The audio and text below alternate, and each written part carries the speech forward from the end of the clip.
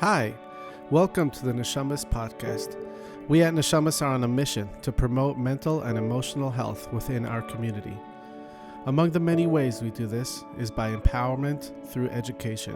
This podcast is where we get to listen to personal experiences of those who have been affected by mental illness, the pain, the struggle to get better, and today, by the grace of God, have emerged with a message of hope and healing. My name is Moshe Chanan. I am a grateful addict in recovery, and I am a certified life and addiction recovery coach. I'm here to encourage vulnerability and allow for hope to emerge from the internal journeys we share. Please join me, hear the stories of these heroes, and know that you are not alone.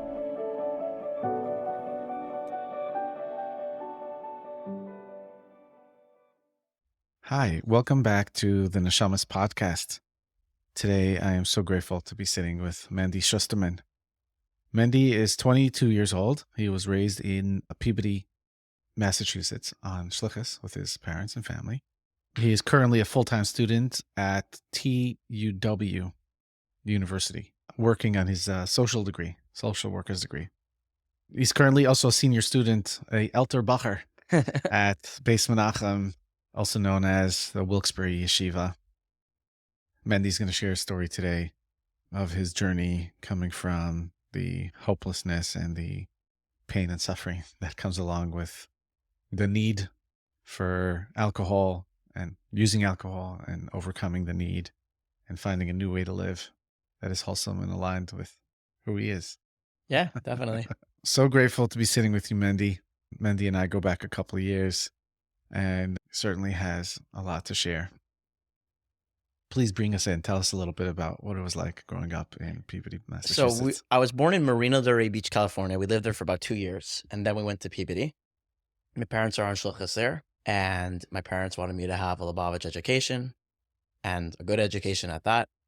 So they sent me to a school in Massachusetts. We would drive at least around 45 minutes to an hour and a half every single day, depending on traffic. And we would drive there. So if you do the math, my parents were driving on average around, in total, about 4 hours a day, there and back, there and back, there and back, for me to have a Lubavitch education. I really loved that school. It was really awesome. I am not as close with my classmates till this day, but I still know what some of them are up to. How old were you then? This was from age 3 till 14. Yeah. So we did that every single day for years. A lot of fun to drive every single day and wake up early, but it was worth it. Definitely worth it to have from classmates that are still like, some of them there was half Lubavitch class, half non-Lubavitch class, and I really love them all. I had this weird thing that I feel like I almost didn't fit in. I wouldn't say bullied. That happened later in life. I was just different. I remember I felt things like really deeply. So I was maybe first or second grade and kids were starting to mature. We weren't having temper tantrum in class. And I couldn't get it myself together. And I'd be in first grade and not know how to make the cube or whatever. I think that's what it was. We were making, I remember it like it was yesterday. We were making like these, it was like math class, and we were making these like geometry, like real life cubes. And I just couldn't fold the paper the right way. And I just had a full blown freak down. And I was in first grade, so it's not that weird. It's not that strange. But my classmates weren't doing that. And and this would happen like, it took me some time, and I went to a therapist when I was like really young, and like we worked through it, and I wasn't crying in class anymore, but I felt really deeply from a young age. And because of that, like comments hurt me much more. And I just felt different. Like it's so cliche to say, oh, I felt different, but I did. I felt like different than my classmates. I also loved them and wanted to be friends with them, but like, and I was like, we had sleepovers and all that fun stuff. But in a certain sense, I always felt like a little different. Like there was something like almost wrong with me. I know it sounds, and this is maybe a bit for like the theatrics, like that I'm saying this now, but that's how I kind of felt like. And if this wasn't always conscious, it was a lot of the time in the back of my mind, but I felt a little bit different, a little bit like the best word, better than even different, would be weird, like a little strange. How would you describe yourself if an outsider was looking at you? What would they see? What type of kid was Mendy? Creative, imaginative, smart, maybe. I'd like to say that, but probably like a little bit just weird. Like that comes with being imaginative and creative. Like you don't come like, I wasn't what the word that people say now is like neurotypical. I wasn't this typical kid that was going to give you like, you knew what to get from him. he wanted to play sports at recess, and he wanted to get his homework done on time, and like he just like and I wanted to do a lot of that stuff, but like I just wasn't typical. But sweet, kind, loving, Mhm. meant well. Gotcha. Thanks for sharing. Thanks for inviting us in. When you look back and you notice as a kid, oh, like, wow, oh, okay, it seems like I'm a little bit different than the other kids. What do you do? Do you do anything different? I don't know. I would say that like I kind of like seeked like the other students that were a little bit more different also. And and this would happen. This still happens. Like the kids that were just like sitting on the sideline also. Like I remember like there was this kid in my class that was dyslexic who I became like really good friends with, and like also had like severe ADHD. Hmm. Like so he was one of my friends. But I was friends with everyone for the most part, and like I just knew that I was different. And I did different things, and I tried to be creative. Like I tried to create like a school newspaper when I was like in third, fourth, fifth grade. I don't know exactly which grade. Like I wanted to do. I was just trying to let my creative energy out then and tap into it. Like even before I knew that, and like therapy helped. I think. I mean, how much because child therapy really worked, but like I would go to a therapist once a week. This guy named Doctor Bookbinder, and I would like play like board games with him, and we would talk. But I don't know, it kinda just, like, try to be as creative as I can and just live with that, you know? Were there any things that you didn't let yourself do because I'm not like everybody else, so I It can't. wasn't that it wasn't that conscious that I was different. Oh, okay. I just I mean, aside from, like, I really didn't like playing sports. Like, that was I didn't wanna play football or basketball with you. I was unathletic, and I still am extremely unathletic. So but other than that, I wanted to be like everyone else, and, like, that's kind of the story of my life, like, always trying to be like everyone else, like, fit in. So what did you do as you're growing up to try to fit in? Just, like just do what the other guys did, you know? Like, get my schoolwork done, like, try to pretend that I'm normal-ish. I remember one time, like, people were being mean to someone, and I'm not proud to say that, like, I joined them in that. And at this time, it wasn't conscious that that was doing, and this is probably, like, 6th grade, maybe no, probably, like, 4th, 5th grade. And it wasn't typically something as bad as that, but, like, I would just try my best to fit in, and because I was so borderline not typical, if you wanna call it that, like, I could pass for, like, normal-ish, if you wanna call it that, even though I don't like the word normal, but I could, so that's what I did. Are there any other things like I'm just trying to get like if you can just paint a picture of like what happens when somebody perhaps unconsciously believes that they are fundamentally different and they still have a desire to be part of everybody else. So they will, and I did this too. I've overstepped my own boundaries. I've done things against my deepest values because I wanted to fit in. So aside for like taking part in bullying or any of those type of things, like are there any other ways? So, I mean, I would have to, like, skip a little bit ahead, like, Yeah. elementary school gets kinda boring, but in middle school I remember in my first year in, Mesivta, I had a particularly rough class. We lost, like, 10 kids by the time the year was over, like a 30-kid class. Meaning they left the They school. left the school. Hmm. Um, maybe some of them weren't good fits, and there was kids there who weren't. I mean, the word is bullying. I'm not, and they made my life, like, really miserable, like, I to the point where, like, there was a closet near the mikvah in the basement of our dorm, and I would hide in that closet almost every single day, and I would cry, call my parents crying.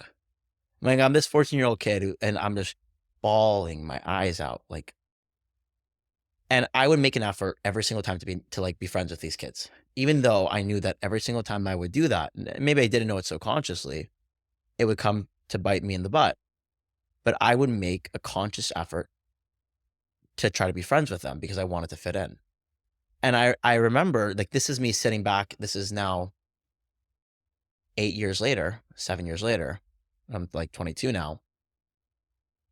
And I remember thinking about another kid in the school who was very typical, normal kid, but he didn't get bullied like some of the other kids.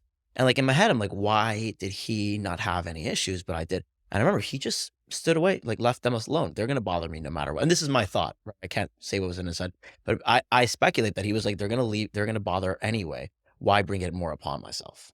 And that was like a couple of the kids. Like there's one kid that's really standing by, but I couldn't do that. I needed to be friends with them. I needed to be cool. Because they were the cool kids. I needed to fit in. Eventually, like throughout what might happen if you don't? I probably would be happy. I would probably have been a lot happier. Right, but I'm talking about unconsciously as a kid. What were you concerned? Like, it wasn't that conscious. None of this was conscious. I get that. No, but what would have happened? I wouldn't have been okay. I needed to be popular. I needed to fit in. I came from a very kind, open elementary and middle school where, for the most part, we were all friends. It was a small class. By the time we graduated, maybe it was 8 kids. And we had, for the most part, aside from like one incident, the entire time in school, had all been friendly friends. Like we're all tight. Like I was going to one of the kids' house maybe once a week during the week, so I didn't have to drive home. We would hang out. Like we were always, and to come into a group of 30 guys from all different Lubavitch backgrounds, you had Olitera guys, Shlichus guys, these guys, all put them together. You just like expect it to work. I was like, okay, I need this validation. I need to feel like I'm okay. I need to feel like I'm cool. And like, that's what my program of recovery has given me. So when I was doing my 4-step about this, I'm like, how can I ever see the part I played in where I was bullied to the point where I cried? I was a little kid. I was tormented. All right. I just want to mention, in case somebody's not familiar with what the 4th step is, it's the 4th of the 12 steps in recovery. And it is a process of sitting, thinking, contemplating, and writing out harms done to others, resentments that we have, and fears that we have, and also creating a ideal for sexual behavior. That's part of the 4th step. So when we list the people that have harmed us, or the situations that we've been harmed, and we hold resentment, we want to try to find what is my part in it, which means even if I only have 1% accountability in that incident, how do I take 100% responsibility for that 1%? And whatever is the other person's character, that's none of my business, but I want to find where's my part in it. So that's the element that Mendy's talking about in regards to seeing my part in it. Yeah. Thank you for clarifying, Maishi. So, and I was writing there, and I remember where I was, if I remember correctly. I was in Massachusetts in a rehab, and I had it good. I came there, I only had to do half day of regular rehab so I can go and do my recovery work all day. And it was such almost like I was on the top floor of this, basically a mansion in Wenham, Massachusetts. Can you pause and just what do you mean you went to rehab? Why'd you go to rehab? Because I am a gratefully recovered alcoholic, and my life fell apart at one point later in the story. Okay. I remember sitting there, I was in my bed, and the owner, like one of the manager's dogs, he like took a liking to me. He didn't like anyone. The dog was crazy. And the dog took a liking to me, which I don't know why, but it really like was common. He would sit in another bed, and I would put on like cartoons, and I would write and I would write and I would write. That's where I did my 4-step the first time. And I was writing like about like these bullies. And I'm like, you seek their attention. You seek their validation. And like, if you wouldn't have done that, you probably wouldn't. And like, you also annoyed them. Like, I was like, what? I annoyed them? I'm like, yeah, you did. I'm like having this conversation subconsciously. I'm like, oh my God, I did annoy these people in whatever way it is. I know how it feels when someone doesn't necessarily, you don't like so much, tries to spend time with you or get your attention. It's not always the most fun. And like, you played a part in it. And because of that, and because of this program, I have been able to, the worst one of them, the one who I dreaded, who I remember seeing after Yeshiva years later, before recovery, a couple months before I lost my mind, I saw him. I pulled my hoodie like over my face so he wouldn't see me as he walked up the steps like a party. And then as he was leaving, I was still in the steps. I was probably smoking weed. And I pulled I was like, obviously my hoodie back down, hoodie was down. And he's like, nice hoodie. And my heart skipped a beat of like, one of the validation that I've been seeking for years, but other like total fear. And recently I saw him about like 5 months ago. I saw this guy. Not just did I say hello to him, we had a conversation, we were schmoozing.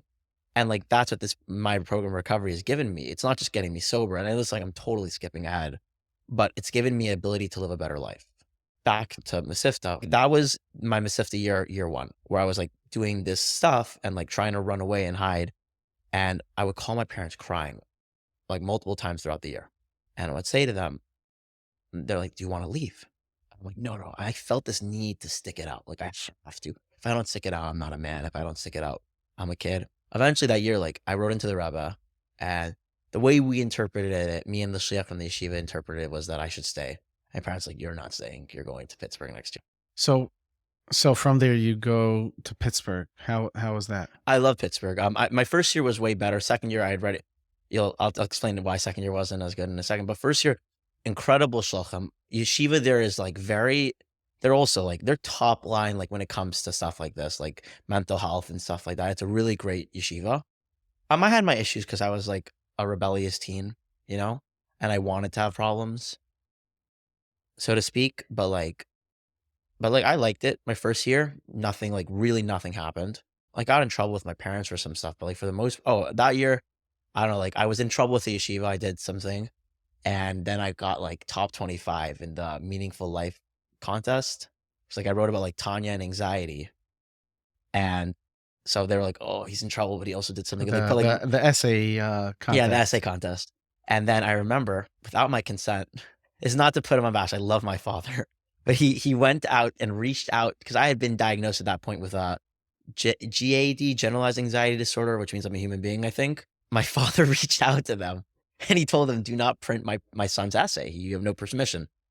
And he told me about this later, because my father was afraid that at the time, if people knew that his kid had anxiety disorder and they could figure it out because he was writing about anxiety and how Tanya talks about the cure to anxiety, he might have an issue. I thought that was like really funny. I love my dad though. He's an incredible man. How do you think he was trying to help you? He didn't want it to come out. He was like, maybe he won't be able to get married, I mean, looking at him now, we talk about it so publicly online. Like I'm like very vocal about my recovery. It's like the exact opposite. So, but he doesn't care now. He's like, he's gotten past that point in his life, but it was probably an insecurity. But I don't need to do his inventory. And I think at this point, I think it's just hilarious. And I think he can laugh at it also. That summer was probably one of the best summers of my life. They have a yeshiva camp, and their yeshiva camp is good, like really good. And they had all the shluchim as counselors, and the shluchim, we loved our shluchim. Like we adored them. They like cared so much about us. So just to clarify, in case somebody doesn't know what it means, shluchim in yeshiva. So you have boys that are between the ages of 19, 20. They finish yeshiva. In Chabad, we do, or at least it's very common for boys after finishing yeshiva to spend a year or two in yeshiva supporting younger guys, making it fun, making programs, just being there, being an alter bacher. And they were like, I can't like begin to describe how awesome they were. I love them. Like they know who they are, and if they're listening to this, they'll see. But like they were so incredible. Like I'm smiling right now, literally smiling, just thinking about how awesome they were. And like I love them all so much, and they were so much fun. And they all agreed to come as counselors to the camp. So already we're doing good. And we got like these incredible head staff members. And the year before I was in this camp that they ran, and it was not nearly as fun because the head staff members were really strict. These you can't go in the creek by yourself. Like this second summer, we were like making a mikvah in the creek. Like one of my friends, and like we loved it. It was awesome. I head back to yeshiva, and I had a goal in mind. I was like, I'm going to be Mr. Hasidish. Like I'm going to be Mr. Frum. I'm going to go on Mivsayim with the Shalaf Bachar. I'm going to learn after Seder with Shalaf Bachar. I'm going to be a good influence. I'm going to I had been like, I'm very big on helping others. Like at that point I was, and like, I'm very passionate about certain things. So like, for example, Mashiach. So I was in Shir Bais, go back for 1 second. I was in Shir Bais, and Shir Bais Bachram don't like run mifsas in yeshivas typically. But I was like, there's no Mashiach Shir here. Shir Bais Zal? Shir Bais Mesifta. Mesifta. So you're talking about I was 15, 16. 15, 16. And I was like, I want there to be a Mashiach Shir, but I don't want it just to be a Mashiach Shir. I want it to be the Mashiach Shir. And I was like, okay, here's what we're going to do. I fundraised like $3,000. I got every kid who went to like 8 of them got a pair of Bose earbuds. And then we did a grand like banquet with like food and this and that. Like Hanhal was like blown away. Like, and we made it like so fancy. It was nuts. It was completely nuts. And I came there in Shir Gimel, and I was like, I'm going to be like that. I went for my first time that year for Simchas Torah Sukkot time in Kreitz. That was the first time I ever done that. And that's when like everything changed. I had drank alcohol a little bit before, but it wasn't a part of my life. Like it wasn't like, oh, I need to get drunk. Um, I remember it was like probably Shmini Atzeres. I want to say maybe I'm total shot in the dark, but I sat, I was like walking around and like one person offered me a shot and like Yeshiva was like strictly, she was like, if we find out that you drank over Tishrei even, Pittsburgh's very anti-alcohol, which is pretty cool. But like, if we find out that you drink over Tishrei or this, that, we're going to give you a knas. And I was like, whatever. And I drink, and that was my first time really drinking alcoholically, and I blacked out like I do pretty much every single time I drink. And like that was like a switch went off. I woke up the next morning. It was the worst hangover of my life, and I'm sure you've heard this exact line a million times. And I was like, wow, that's great. Let's do this again. The rest of the year, like everything switched. So like I think I already at that point. Before we go through the whole year, what happened the next day? Oh, I don't think I really drank that much. You Like didn't drink the next no, day. which is because I was really like I might have drank a little bit, and I didn't drink for a while after. But I knew that this was like the anxieties, the worries, like the problems that I had had for years were gone. Like it was like this magical miracle potion that cured my problems, even if it's for a short amount of time, and even if it made me feel sick afterwards, and even if I don't remember. But that was the best. That was the best. Like I had someone tell me, like, I saw you and you said some weird things to me. I remember there was a guy. I don't think I was so conscious that I remember this, but he walked me home. I think he's like now he's older. He's like a couple years older than me. He's like on shlichus now, probably. Very, very grateful for that because I wouldn't have been able to get home on my own. And that was it. Like I came back. This was important. I remember. So I went to Jets the next year, and I didn't want to go back to Yeshiva because I was like, I'm too cool now. Like all of a sudden, and I remember I came back, and I told my parents. I started crying. I'm like, I want to go to Jets. I can get my GED. I don't want to finish in Pittsburgh. I don't want to get whatever. And this is after a full year in Pittsburgh. This was after already a full year. And I only had to do 2 years to get my high school diploma at the time. And I'm so happy my parents put their foot down. But I was like, I don't want to come back, blah, blah, blah.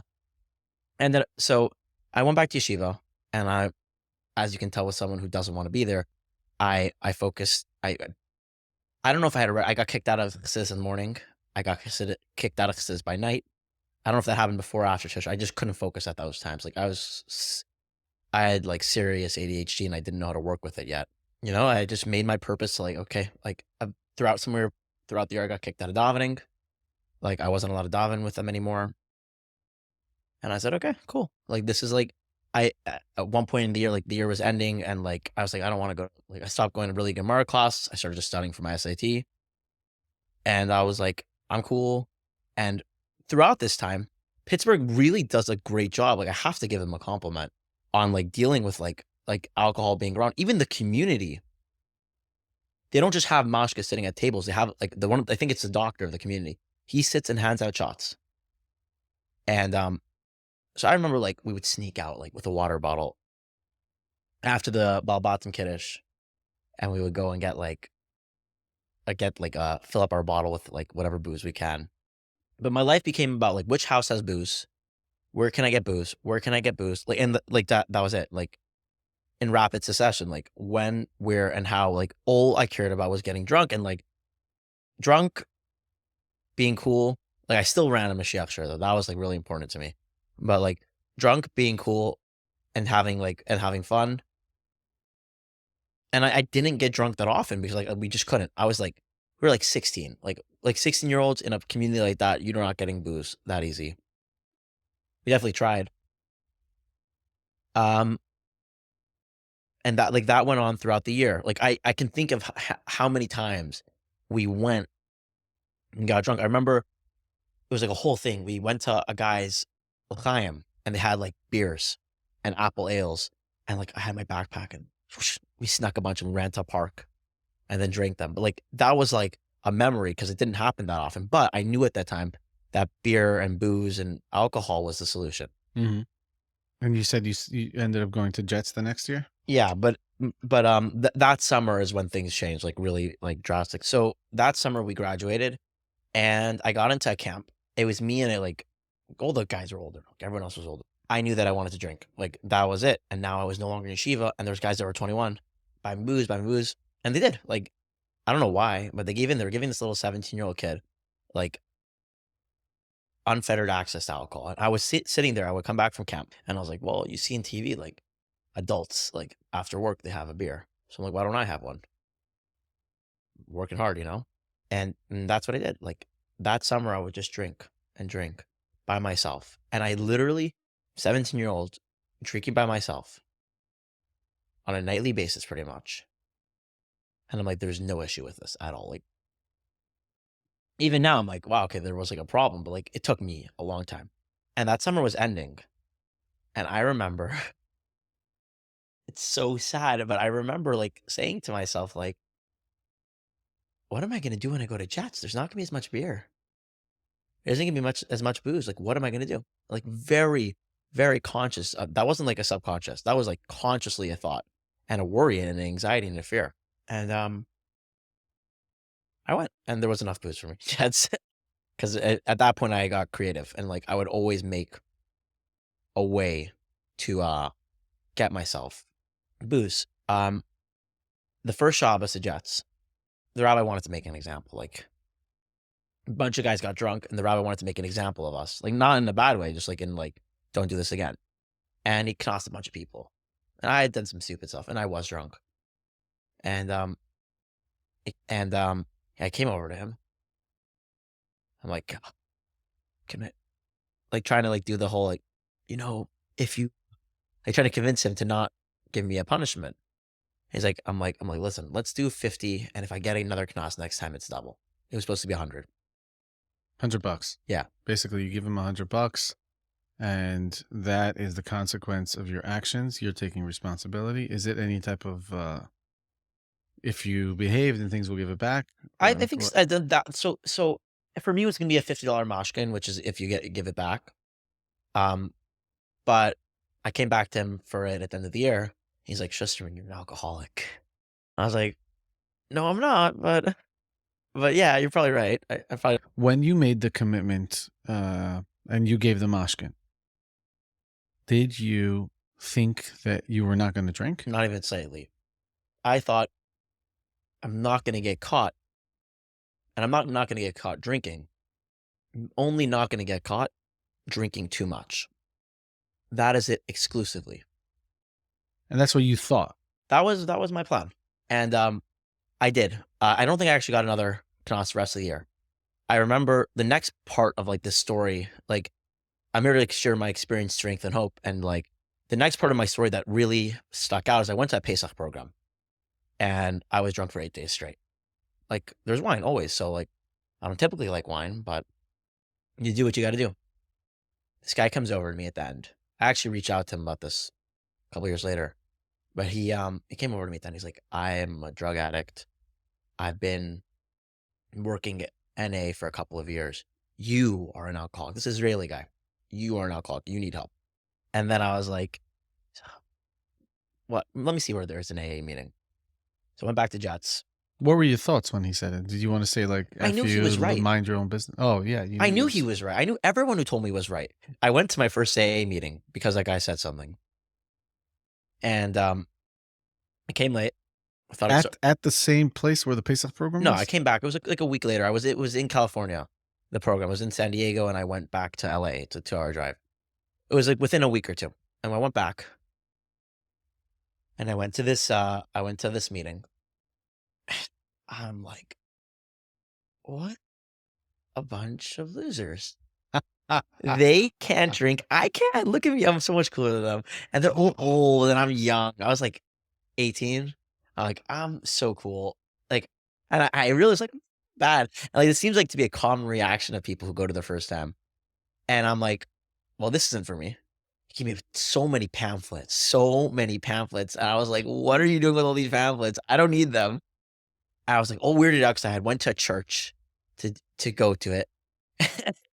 I don't know. It was, and I think I got drunk that night. Maybe it was within the next 2-3 days I was drunk again, and I wasn't like in there to stay sober. I was there to check it out. Fast forward again to that next summer, I worked in another camp. That camp didn't have booze. We got drunk like maybe 4 or 5 times that summer, which for an 18-year-old is a lot. We got kicked out. Me and a friend got kicked out of that camp because of something we did. We were leaving the next day, but we got kicked out anyway because of something stupid we did. Did it have to do with addiction or consequences or? I would plead the fifth. Okay. No, it had to do with addiction and consequences. That's the truth. You can't plead the fifth on this podcast. Why can't I plead the fifth? I told you anyway. The truth, it had to do with addiction. That whole summer was like when can we get drunk next? And my friend's normal. Like he's like first of all, an incredible person also, but he's not an addict, you know? Mm-hmm. And I remember I had a prescription for Xanax, which I had abused like on occasion, like once or twice when guys were smoking weed, because I thought I was a good kid because I didn't smoke weed yet. So like one time, like they're all, I was supposed to take one if I was having anxiety only. And I remember a bunch of guys were getting high on weed the day before Yeshiva ended. And I took two. I was like, I don't smoke weed though. You're abusing Xanax. No, I don't smoke weed. I really thought I had lied to myself so well at that point. But anyway, so I came to that summer and it was a Shabbos. And I had been conditioned that Shabbos, you need to be drunk. How are you going to keep Shabbos? You're not going to on your phone. I told my friend, I'm like, I think I'm going to kill myself. Like, I think I'm going to kill myself. I need to get drunk at Shabbos. He's like, bro, just like take a few Xanax. Take a Xanax, it'll be fine.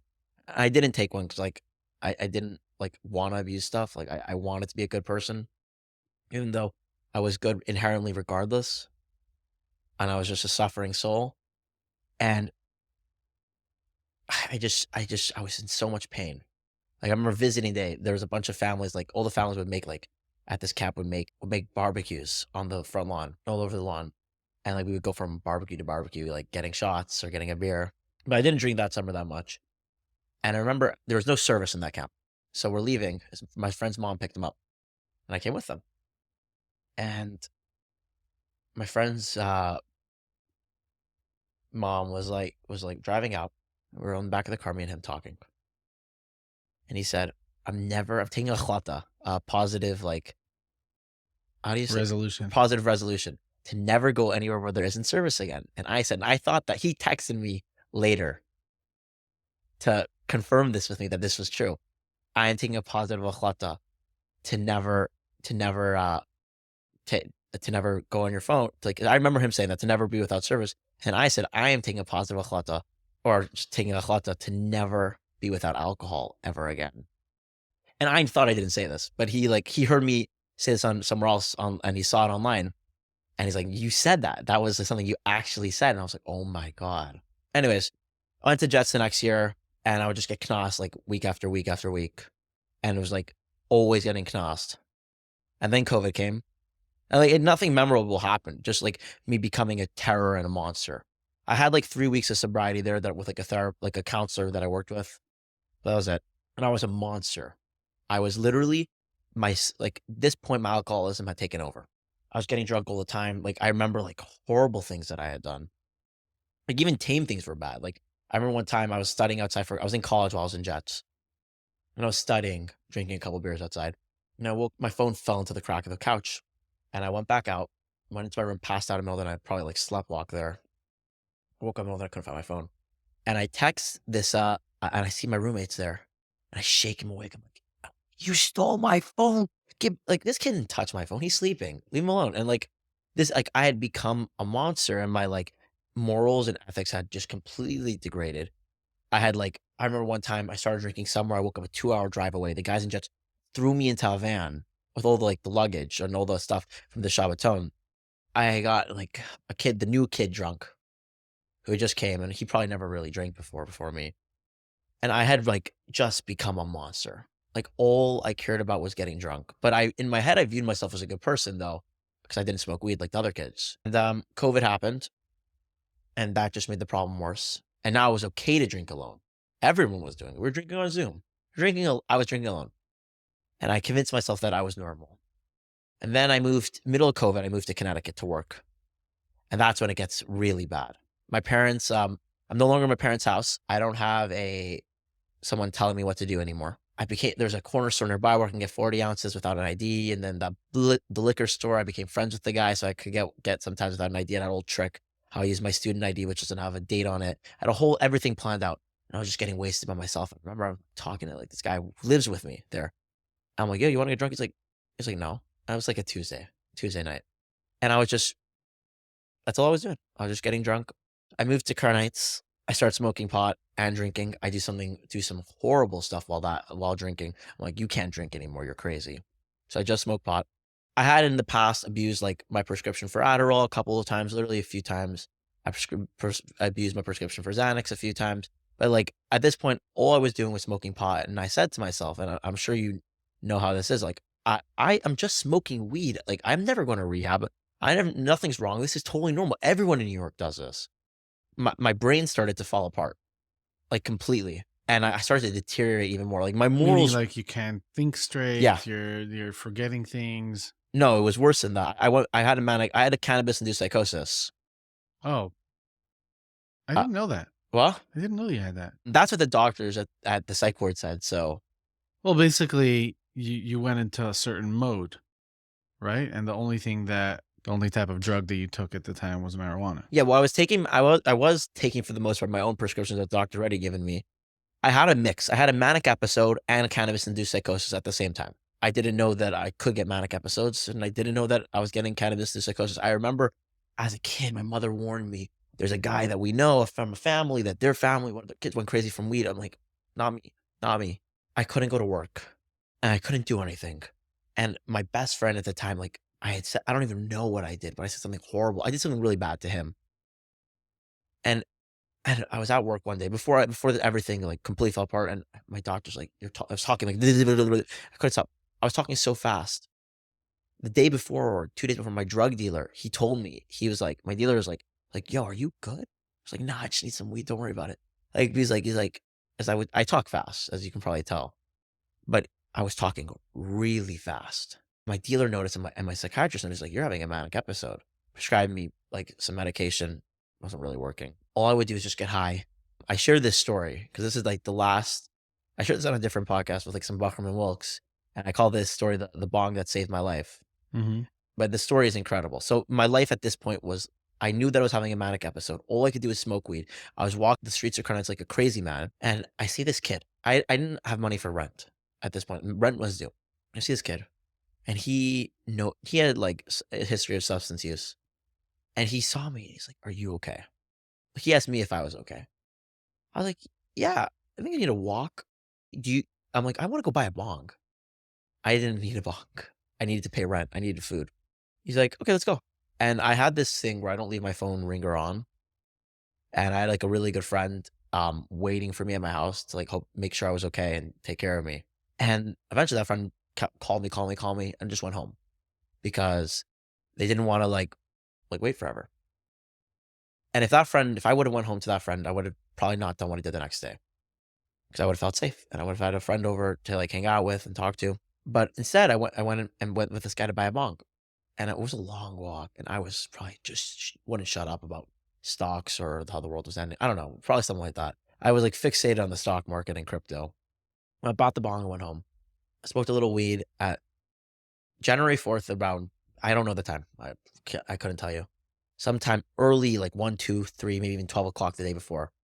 Smoking some weed until I used to like go live on my Discord with my friends. It was so sad. What's a Discord? Discord, it's like a group chat for gamers. Okay. I'm not like active on it. I just have my best friend uses it a lot, so that's how I talk to him. And I just smoked enough weed until I passed out. I couldn't sleep because I was manic. And that was the last time I ever got high. The last time I ever touched any mind altering substance without a doctor. But I was in so much pain. I woke up the next morning. My friend wasn't there the night before, and I didn't feel safe. My dad was in town for a bris. He's a male. And I called him, and I said, "Ta." I'm gonna start crying right now, but like I told him I need help. That was the first time I had he knew how bad it was. He didn't know, actually, he didn't know, but he knew something was wrong with me. He didn't know how bad my substance use was. So my father says, "Okay." So we drive around. I drive to my old work, tell them I'm quitting, or tell them to put me on break, whatever. They fired me. I didn't even realize till later. Your father was in Crown Heights? He was in Crown Heights. He picked up the phone. And you told him? He said, "I need help." He said, "Okay." He said, "Okay." He said, "I'm coming?" He said, "Yeah." He said, we called my therapist. I don't remember doing that. We called my psychiatrist. I remember doing that. Now I also think I remember calling my therapist, maybe. And we got in the car. We picked up some food for the road. And my father lives in Massachusetts, so it's about a 4 or 5 hour drive. Picked up a couple things. This best friend that I had really hurt, I wanted to say sorry to him. He's the only person that knew that I was going to a psych ward. I said, I'll be back in a week. I didn't come back for 10 months. I mean, I came back in between a couple of times, but. So you went to a place in Massachusetts? So I went to a psych ward. And my father drove to the psych ward. They're like, we can't take him. He needs to go to the hospital first. I'm like, okay, we're taking him to the hospital. I remember I was freaking out at the hospital. I'm like, they put me in like the kids section because I didn't want to be with the adults. I was an adult. I was 20. I was 19. Why didn't you want to be with the adults? That's scary. Yeah. I was completely delusional. I had no idea what was reality. They gave me an Ativan and Risperdal probably, and I passed out finally like sleeping. I wake up. We're taking you, like, there is a miracle worker. This from me, it works at one of the best mental health hospitals in the entire world, or at least in America. It's called McLean's Hospital, and he just got me a bed in in the unit for me. And people wait like a full day in this hospital to get into the psych ward. I got in within like an hour, I think, a couple hours maybe. I get in there, they put me in an ambulance. Like, I can barely think straight. Next day, my parents, whatever. I was there for about like 10 days, I want to say. And they say that if you want to leave, you need to go to a treatment center. You had to have a recovery plan. Right. Whatever. So they sent me, and I was just being a pain in the butt.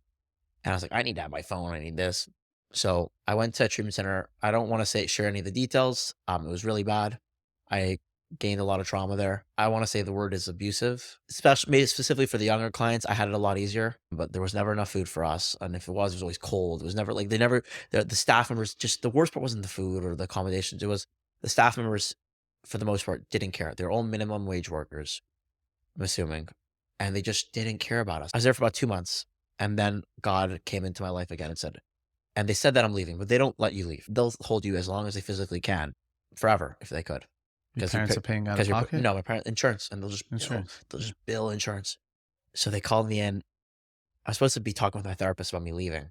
The therapist, like, someone had tipped me off already that something was going on. She was like, oh, you better talk to your therapist. I'm like, oh, talk to my therapist. She's like, is there anything you want to tell me before we start this conversation? I'm like, no. I was like, what's going on? She's like, you smoked weed. I'm like, no, I didn't. Because how THC works, for people who don't know, is basically it stays in your body for a really long time. And not just does it stay in your body for a really long time, the levels of THC can go up and down because it's in your like fat or whatever. I'm not a scientist. I don't know the details, but this is totally common for my levels to have went up and down. And my levels went up a little bit from the week before. How would you take tests? How would I take tests? I pee in a cup. Oh, it would be and then they send it to a lab. Got it. There's tests where they can test for longer, like here can go for like a year or something. Right. Yeah. So they were like, well, they call my parents. This is the night of perm. They're like, here's the option. Either we can have him move him back down, and he's not leaving for a while, or we can put him in a new rehab. And you gotta find it. What does moving down mean? Like, I would move. No, not moving down to the hospital. Like higher level of care. Like, I was being more protection, more whatever. I don't know, protection. You could do whatever you want. Like prison. Yeah, basically that place was horrible. And like I was like during treatment center like hours, I was like a child. I was treated like a baby, like literally like a preschooler. I had to be walked to the bathroom. No other rehab. I remember another rehab. I went to the bathroom. I don't think you have to ask the next rehab I went to.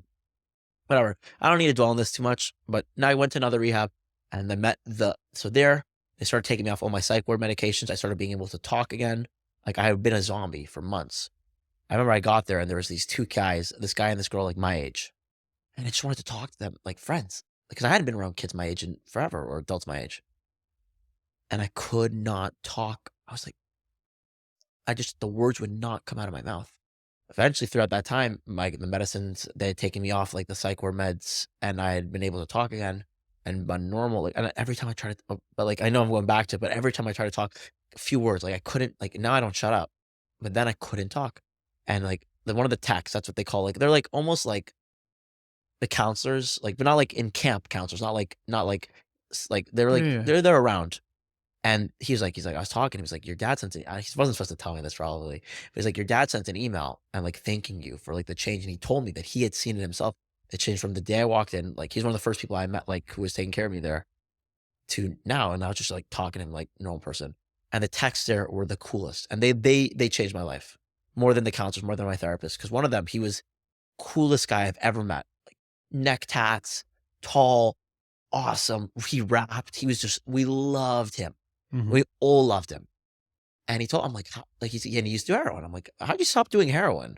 He's like, oh, like, I started working the 12 steps. I'm like, oh, I probably could do that. was like, that sounds pretty good. And I had been to a couple meetings in the other place that I was at. Someone had taken me. But like, this was my first time, like, okay, I want to do this. And it happens to be someone, they told, next place I was going, my parents said, you need to go to sober living. I said, okay, I'll go. I fought them for a little bit, but I went.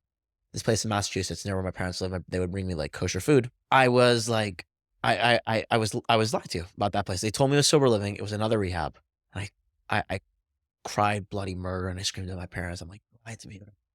I got there. Parents made a deal. 28 days. I spent 3 months there. Not because I was forced to, because I loved it. I started working the 12 steps there. My life started to improve like drastically. Like I went from not being able to have a conversation with my parents without me screaming at them for what they had done to me, sending me to the first treatment center, to being able to like appreciate what they were doing for me. I met some of the most incredible people in my life there. Like there's one of the guys there. My family calls him Meister Rabbeinu because he was my savior, and he took some ungrateful little Jewish kid. Pretty much everyone was Christian. He was this ungrateful little Jewish kid under his wing, and he just took care of me. I spent so much time with him just talking. Like I go take his dog for walks, and like he in this treatment center, and he I remember like you only get your phone for 2 hours a day or something, maybe 4 hours. There's a lot of time actually, honestly. And I thought if I was nice to him, I'd get my phone longer. So he told me to like, this is like the second day I was there after I had freaked out enough times. Yeah.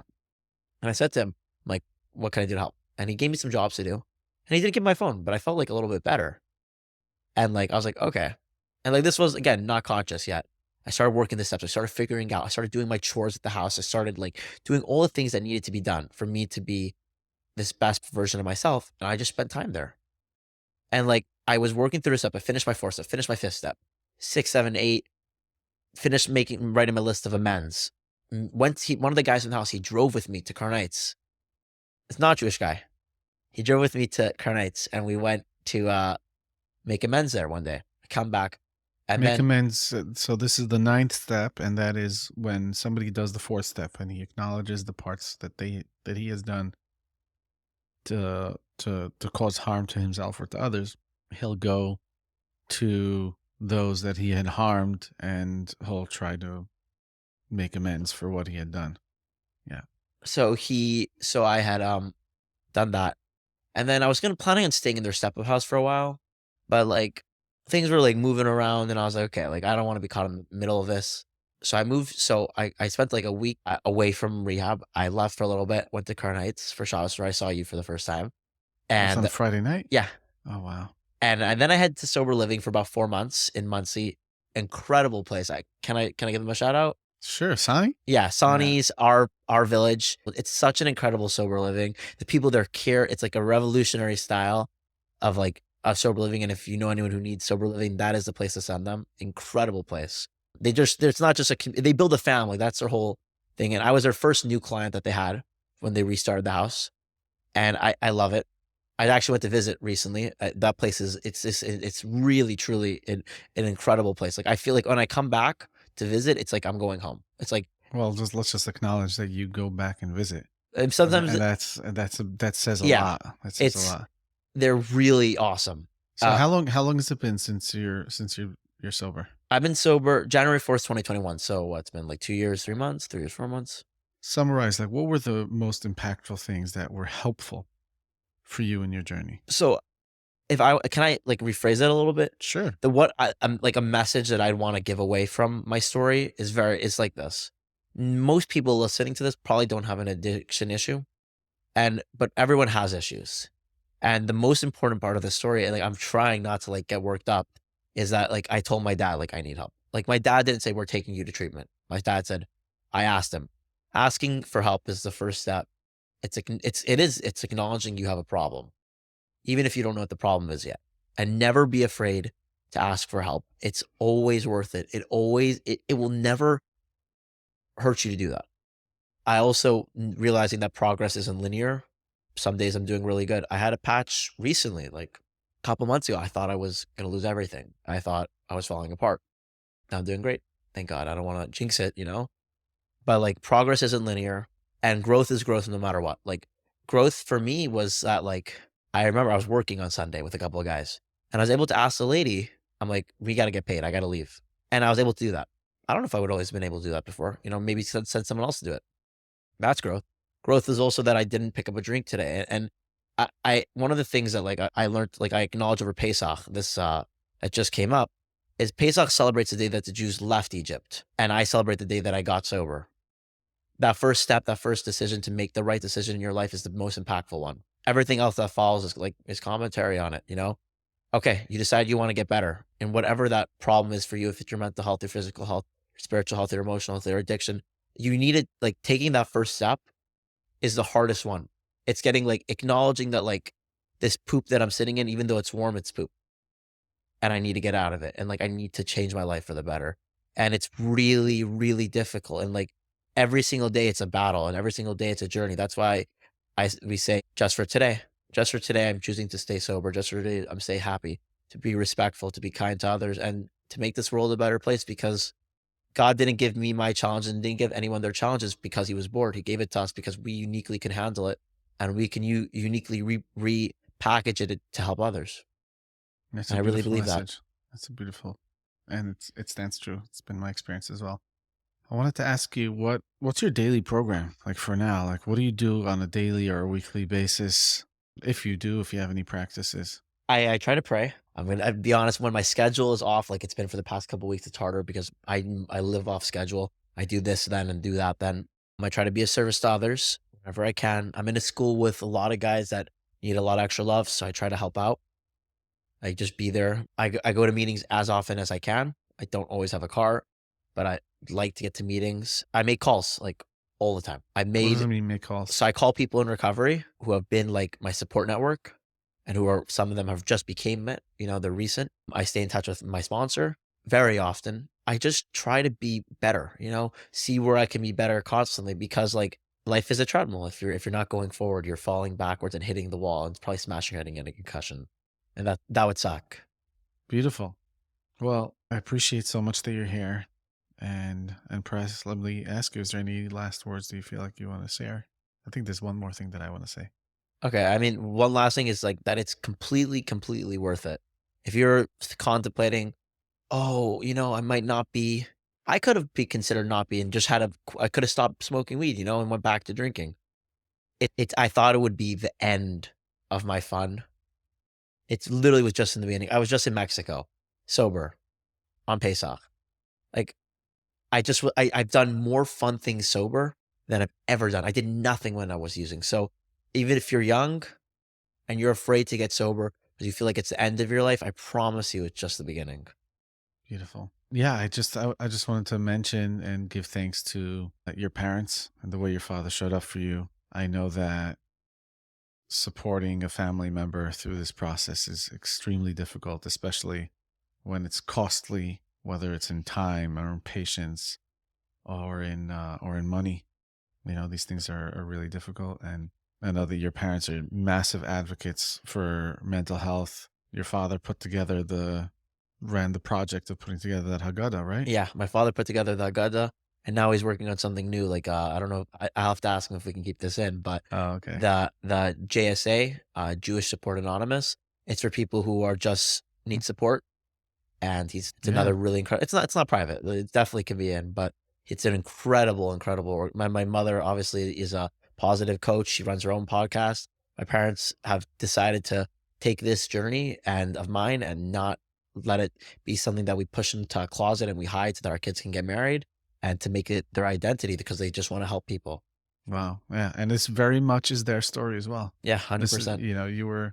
They say addiction is a family disease, and it's family recovery, and it's a family. And as a family, you get to reap all those gifts and share it with others. And it's really, really generous of all of you. So thank you. Thank you, parents. And yeah, I look forward to keeping in touch with you, and may we share only good things. Amen. On behalf of anybody listening, whether they have the courage to say thanks to you directly or not. Thank you, Mendy. I really appreciate it. Thank you for having me. You're welcome. Thank you for listening. Please share your feedback by emailing us at podcast@neshamos.org. We hope you'll be back for the next episode of the Neshamos Podcast. This is Moshe Chanan wishing you a healthy and a meaningful day.